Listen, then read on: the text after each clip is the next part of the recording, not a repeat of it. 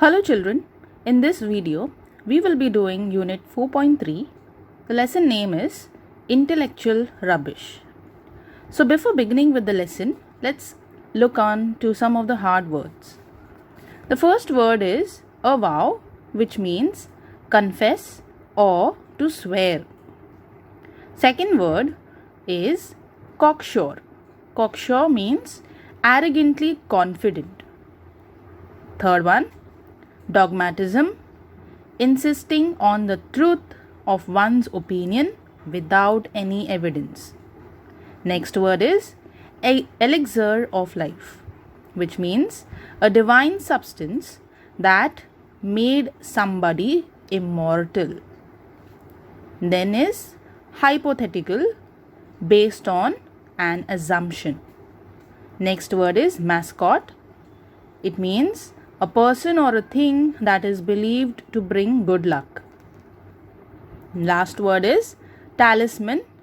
Talisman means a small object used to fetch good luck.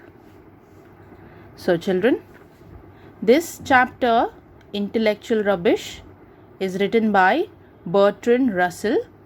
He highlights the evil of irrational thinking, illogical thinking, in a very light-hearted manner, in a very light, funny way.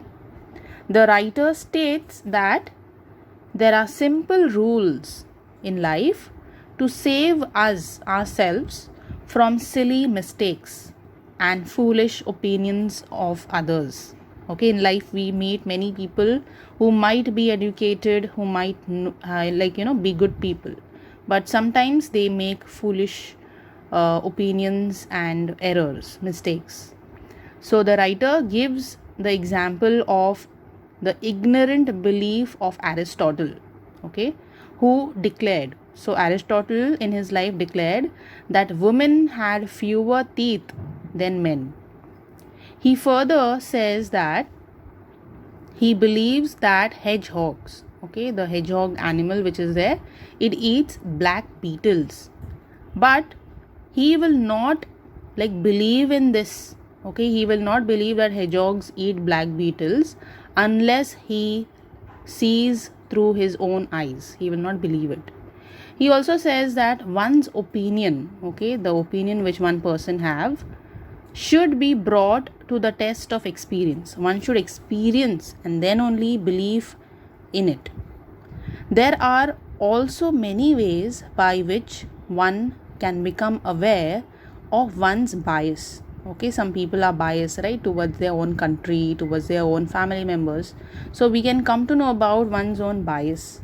So if an opinion which is contrary or which is opposite to one's own makes us angry, suppose if we have an opinion and someone else has some opinion, we get angry, that the opposite person is not agreeing to my opinion.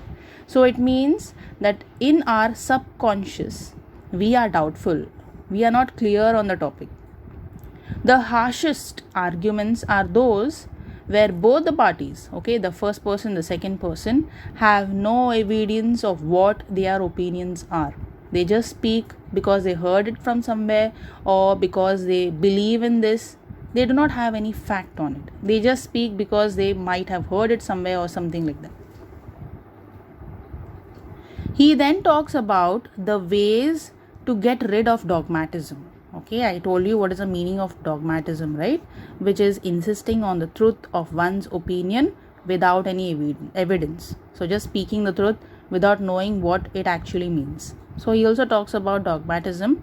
He says that one way is to become aware of the opinions held in social circles. Like if someone is speaking something, you need to just go and research if the person who is speaking on a particular topic, is it the truth or is he just making some big claims of what he is saying.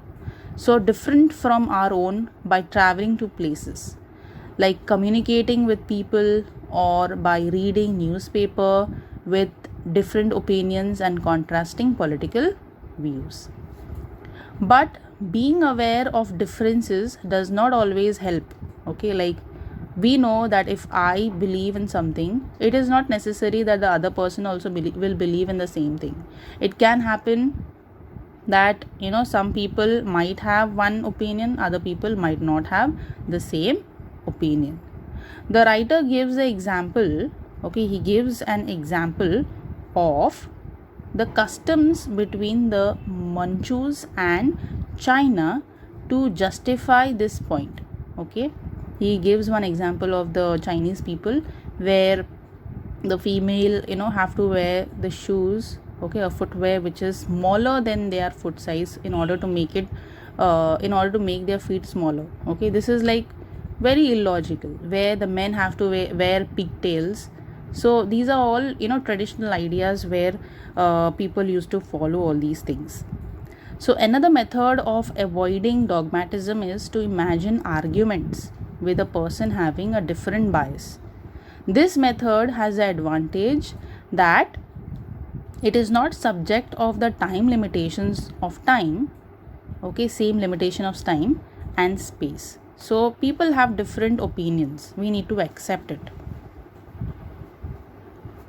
So according to the writer, a person who is there should always be careful in taking opinions that flatter, okay, which affect the self-esteem of a particular person.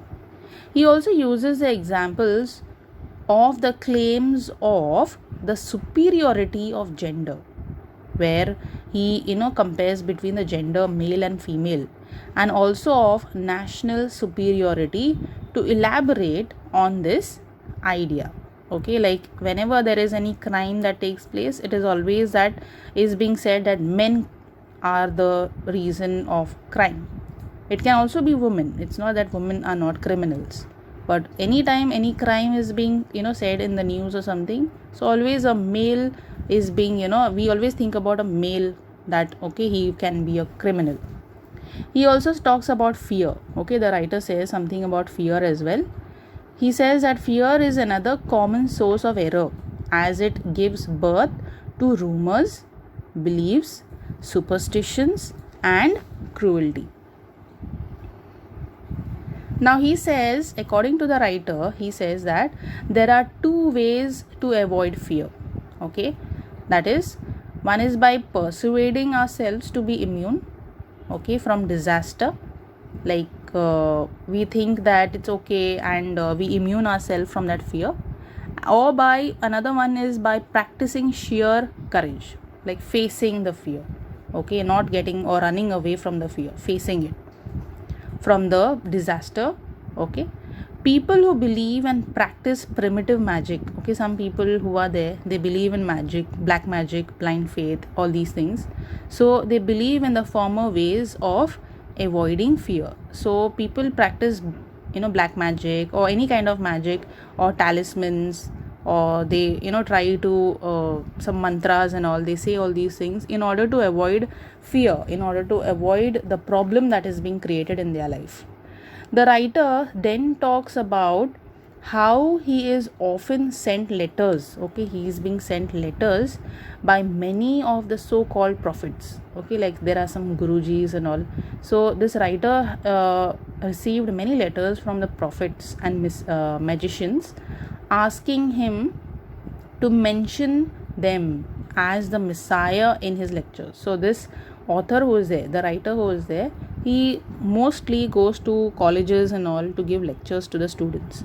So he gets letters from these messiahs or the prophets, where they ask this writer to mention them, okay, that these are so and so messiahs, they can change life, they can bring some positive things in life. So he comments on the falsity of their claims. He knows, okay, we all know that there are no prophets in real life. No one can just make move a wand and remove all the problems from your life. So these are all fake things, these are all false things. He tries to give examples and say that these are not the correct things in life. Then the writer then concludes, okay, he concludes that all these beliefs are needed just to increase the interest and variety in the world. Okay, so here once he also says about prophetess. Okay, there was a woman prophetess who was there, who lived in near a lake in the northern New York state. Okay, so in the year was 1920. So once what happened, she had many followers. There were many people who believed in her magic and all those things. She was a prophetess. So once she announced to everyone, okay, to her numerous many followers, that she has lot of power in her, and one of the power was walking on water. She proclaimed, she told everyone that she can walk on water. She has the power of it, and that she told everyone that if they wanted to see this, then they should come at 11 o'clock in the morning, okay, one particular day 11 o'clock in the morning, to see if she can walk or not.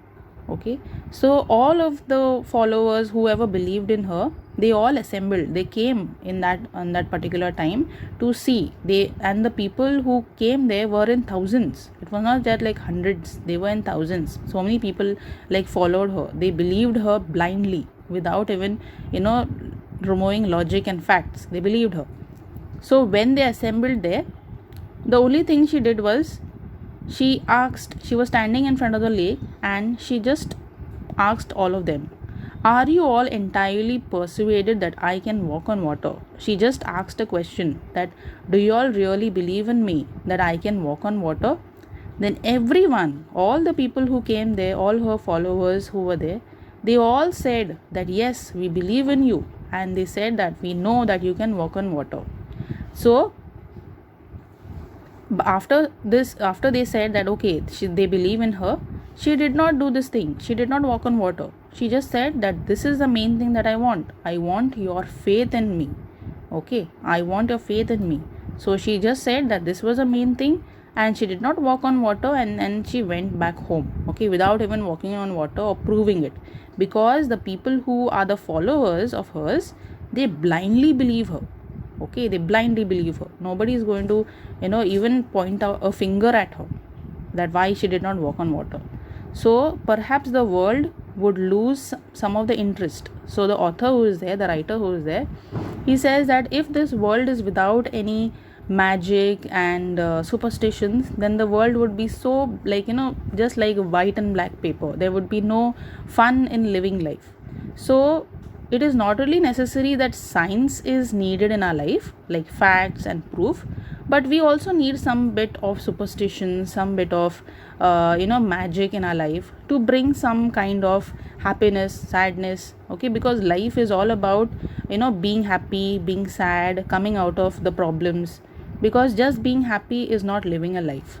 So the author who is there, he says that we need a little bit of both the things. We need science, as well as we also need these superstitions and blind faith.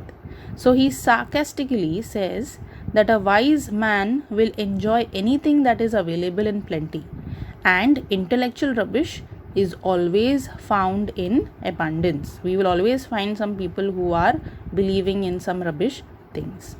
Okay, so in this way we complete with the explanation of this lesson. Thank you for listening. Take care.